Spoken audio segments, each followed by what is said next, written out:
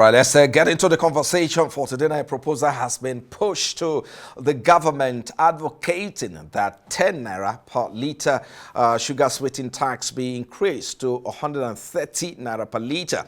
That's the new proposal. But the proposal put together by a local advocacy group, Corporate Accountability and Public Participation in Africa, argues that beverage companies employ strategies that influence consumer habit that contributes to the rise of diabetes and other sugar-related diseases. Let's get some perspective on this from Joseph Ajah in Lagos studios. Well, Ajah is a research analyst and a business consultant. He joins us live from Lagos today. We thank you, sir, for coming on the show. Good to have you. Good evening, Frank. I'm happy to be here. Yeah, good evening to you. Thank you for joining us once again. Well, just to kick-start the conversation, where are we on the proposed sugar-sweetened tax in Nigeria? Okay, well, CAPA, that's a Corporate Accountability and Public Participation Africa, is recommending an increase of the current 10 naira per litre sugar tax to 130 naira per litre to curb rising sugar-sweetened beverage consumption and then related issues. Well, there is a problem with the recommendation on three fronts. Currently, there is no transparency on revenue use. You see, when the tax was introduced, the sugar tax was introduced in 2022, one of the justifications was that the revenue earned would be used to positively impact healthcare, particularly concerning non-communicable diseases. As we speak, there is no report from government disclosing how much revenue the sugar tax generates in the country. And we don't even know whether the revenue supports health services.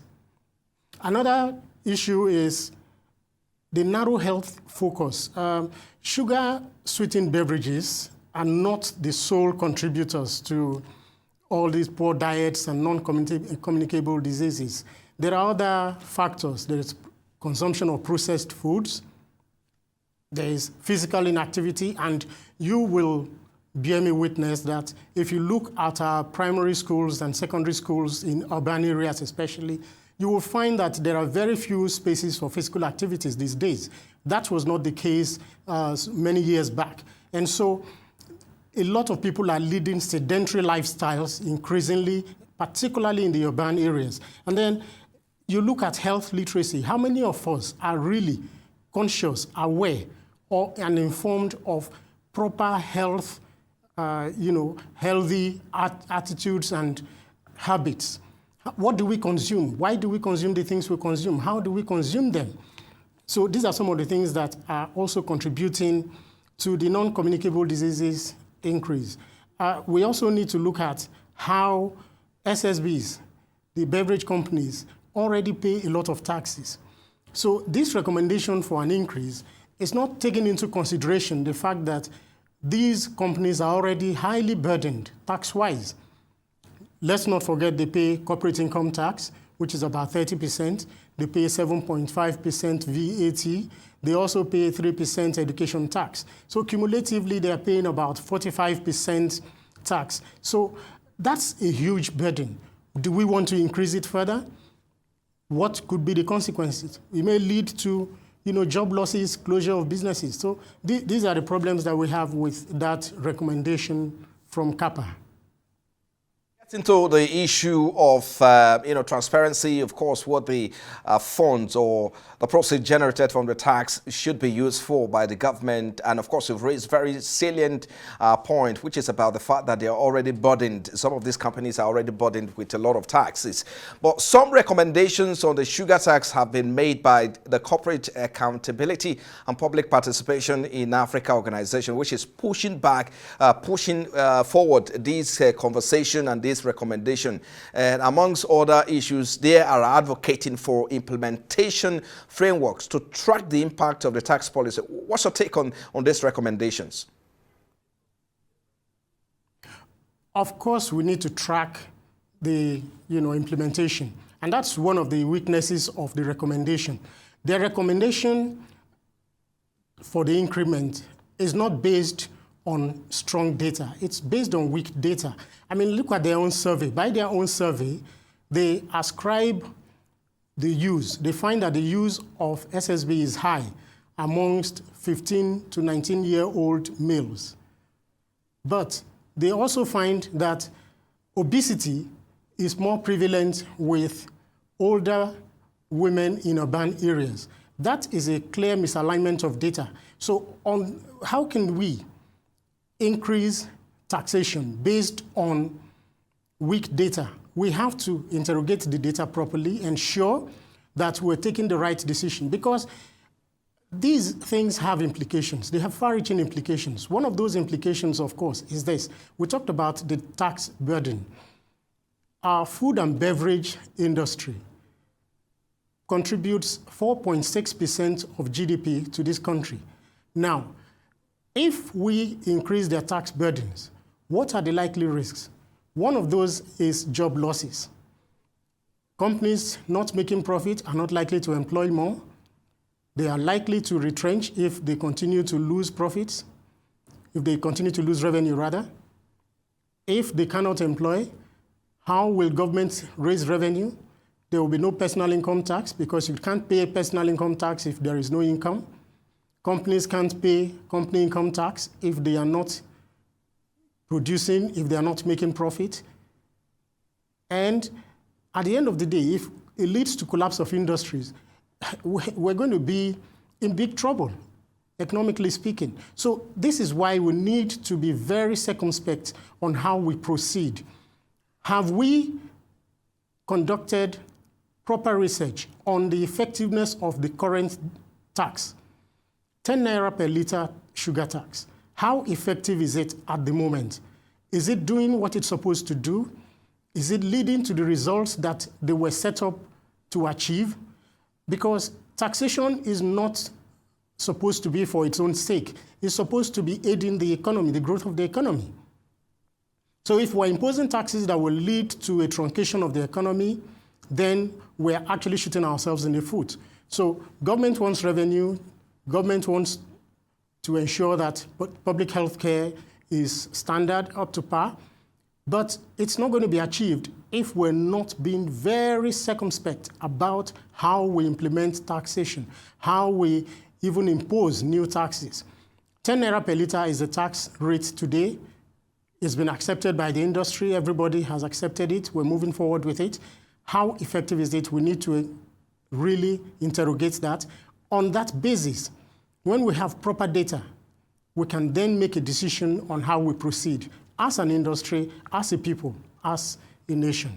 That's where we stand. Okay. So you are saying that the 130 naira per liter proposed by CAPA is not the way to go yet. Is that what you're saying? And secondly, I'm talking about transparency on the proceed or tax generated. What would your proposal be if we were to propose or suggest way forward? Okay, so the important thing is this. We all want to ensure that everybody is growing, there's growth in the economy, industries are productive, people are employed, people are healthy, and we want to do it the right way. That's the important thing. We should be making policies based on data. And the important thing, the critical thing at this point is this. Where are we at the moment? We are at 10 naira per liter sugar tax. How effective has it been? That's what we need to do next. When we determine how effective it has been, it then tells us what we need to do next. We have to avoid making policy decisions based on emotions or based on optics. We may want to look good, we may want to look like we're doing something, but we have to make movements that are meaningful in every facet of our lives. That's what we recommend. Let's go back to the field. Let's find out what is working and what is not working. Then we can tweak it to ensure that it works in everybody's favor. That's where we actually stand. Data, data, data. That's where we stand. Data is actually very critical. But just before I let you go, what's the view of the World Health Organization on sugar-sweetened beverage taxes right now? Okay, the World Health Organization has actually not identified sugar-sweetened beverages taxes as a best buy. So it's not a silver bullet. It's not the be it and end all of everything. So we need to look at other factors. We need to look at public health education. We need to look at physical activities. We need to look at people understanding how to feed, what to eat. How many people understand that they need to focus on organic foods, that these are healthy for them? You know, those are some of the things that we need to look at. And then one of the things that actually made me laugh when I saw the report from CAPA, they alleged that people were being manipulated into making decisions because they were using culture. The truth of the matter is this: we cannot afford to do communication without culture. In fact, communication itself is embedded in culture. So how are we going to do communication, produce communication, advertising without really leaning on culture? Culture is important, and culture is something that is a global thing, is a human thing. We want the best for humanity, we want the best for Nigerians, and our own admonition is this: let's make informed decisions. Let's make policies that will stand the test of time. Let's make policies that are data-based. Let's make policies that will actually achieve the results they are meant to achieve. That's our own admonition, and that's where we stand. Well, I think a good place to leave it there. Thank you so much for your time. We really appreciate your industry perspective on this important development on sugar tax in Nigeria's beverage subsector. Well, do have a great evening, Mr. Joseph Ajah, a senior research analyst. Thank you so much for your time.